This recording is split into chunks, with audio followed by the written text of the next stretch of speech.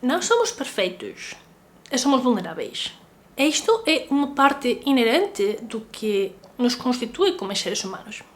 Bom dia, malta! O vídeo de hoje é sobre aceitar o eu imperfeito. Eu sinto que é tão importante aceitar a parte de nós da que não gostamos tanto e aceitar que nunca vamos ser perfeitos, mas que isto não quita de nós tentar melhorar e convertir-nos em melhores pessoas. Agora bem, em geral, dentro do que é o âmbito do crescimento pessoal e autodesenvolvimento, sinto que nas redes sociais, neste tipo de círculos, há uma certa pressão constante por ser a tua melhor versão. E isto, obviamente, não é mau, mas pode ser levado a um extremo e chegar a um ponto no que tu nunca te sentes suficiente. Porque sempre tens coisas que melhorar. E sempre vais ter essas coisas que podes melhorar. Mas, ao mesmo tempo, aceitar o teu eu de agora, o teu eu que é o melhor que conseguiste, dadas todas as circunstâncias passadas, é que sim, pode ser melhor, mas estás a tentar, e isso também é importante. É aceitar essa parte de nós que está ferida,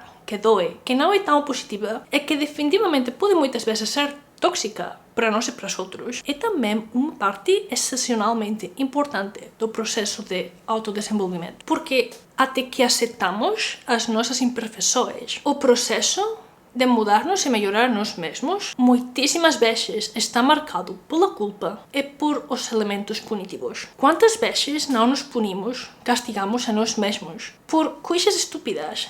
Tipo, não deixei isto onde devia, sou estúpida, sou má, sou ruim, sou preguiçosa. Tudo isto porque não deixei a chávena do café onde devia deixá-la. E são estas coisas que realmente dificultam o processo de crescer, porque quando tu mesmo eres o teu pior inimigo, tens um inimigo em casa.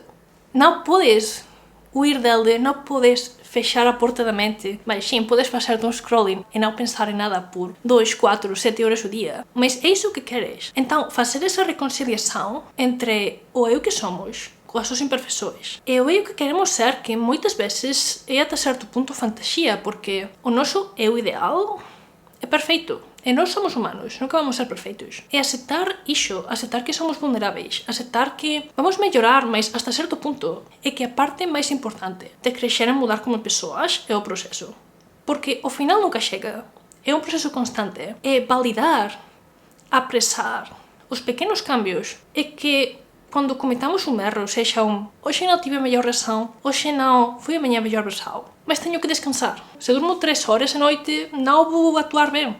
É normal.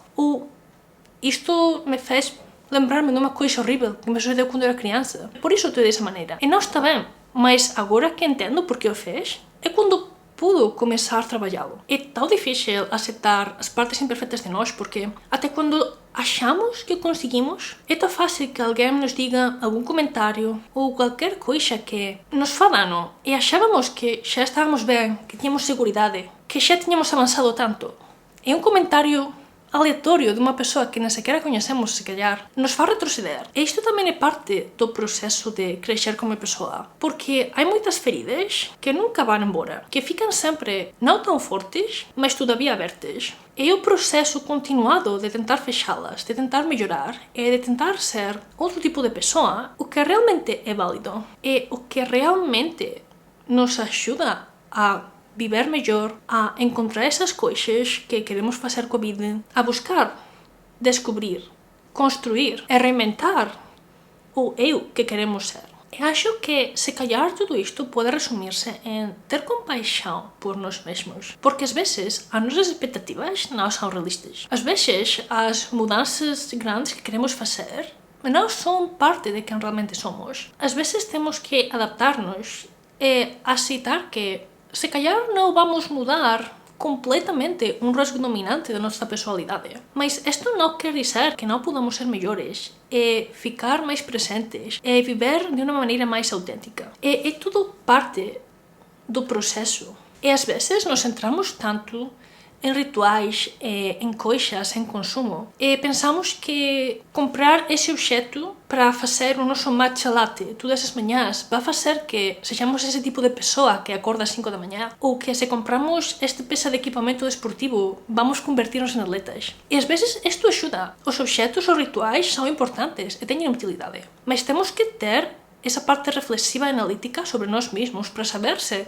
vão funcionar. Se já compraste 10 coisas para tentar ser um tipo de pessoa e não está a funcionar, não necessitas mais coisas.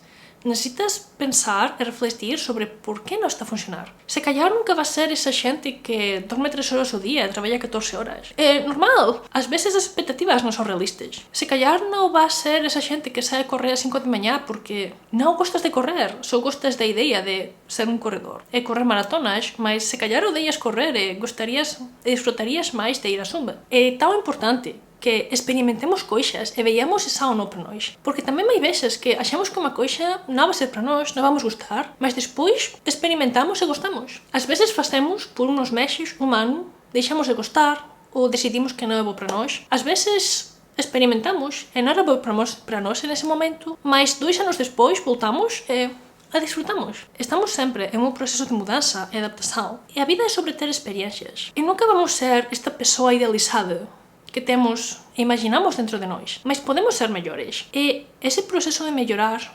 1% e depois dar 2 passos para trás porque sucedeu alguma coisa, é normal. É fazer coisas, experimentar coisas novas, é ver como nos afetam e como nos ajudam a evoluir. Ou, se não estão a ajudar-nos, refletir sobre porquê. É uma parte indispensável tanto de crescer, como de desfrutar da vida, como de aceitar quem somos agora mesmo. Porque nunca vamos chegar a um ponto em que somos o eu ideal e o perfeito. Vamos ser melhores, sim. E podemos olhar para trás e dizer: hoje não respondi nessa interação como eu teria há 10 anos. Ou faz 5, ou faz 2, ou faz 6 meses. Melhorei, fiz bem. Porque antes eu reacionava mal, mas agora entendi, fiz com calma. Ou faz 2 anos eu não conseguia fazer exercício. Agora vou ao ginásio 2 vezes a semana. Melhorei, está bem. E não sou essa pessoa que eu imaginei que ia fazer exercício 7 dias a semana, ia correr maratonas, mas melhorei e quero continuar a melhorar. E o eu atual não é o perfeito que eu imaginei, mas está aqui, está a melhorar e está a crescer, que é o que importa. Isto é tudo pelo vídeo de hoje. Espero gostaram. Deixem-me saber nos comentários como estão a aceitar-se e estar mais presentes com vocês mesmos. Muito obrigada por ver o vídeo até o final e até a próxima!